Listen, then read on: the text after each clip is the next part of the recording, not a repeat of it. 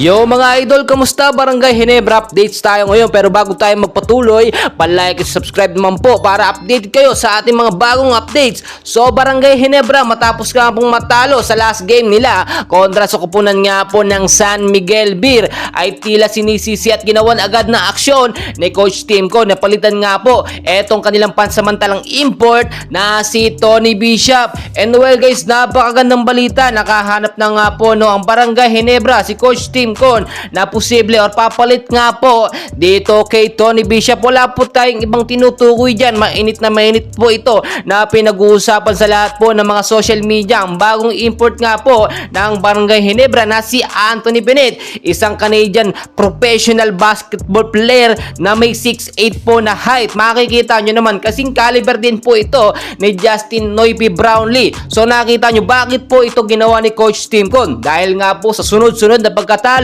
ng Ginebra at mga injured player, si Scotty at ang ilang mga player ay hindi sapat na hindi tayo magkakaroon ng magaling na import. Kaya naman ginawan agad na aksyon ni Coach Timco dahil recently naobserbahan nga po talaga ang mga laruan ni Tony Bishop at hindi po niya naabot ang kwalifikasyon or yung ina-expect ng mga fans na magagawa niya or may aambag niya sa Barangay Ginebra.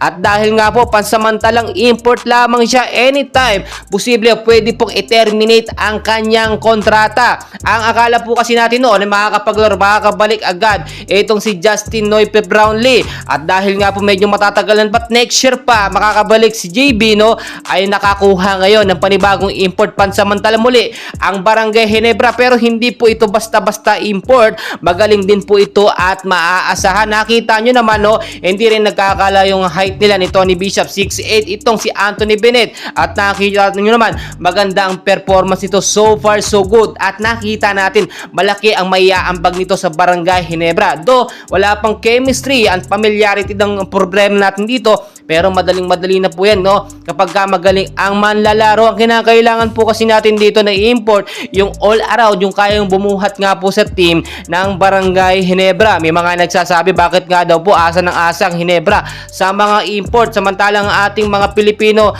professional basketball player ay hindi ba maaasahan? Well guys, maaasahan naman, pero as of now, nasa injured daw yung mga ating mga magagaling na Pilipino basketball player. At karamihan din sa ating mga manlalaro ay hindi pure-blooded Pilipino, pero magkagayon wala namang problema, ang bansang Pilipinas pa rin yung tinataas kahit po galing yan sa ibang bansa, yung mga manlalaro na yan. And well guys, hintayin natin yung nalalapit nga po na paglalaro, pagbabalik ni Justin Noipy Brownlee. Matatapos ang problema or sumpa ng pagkatalo ng Ginebra, kapag nakabalik na itong si Justin Noipy Brownlee. Well guys, patuloy ko po kayong update, and please wag niyo pong makalimutan mag-like and subscribe for more Barangay Ginebra updates. Maraming salamat po sa inyong lahat.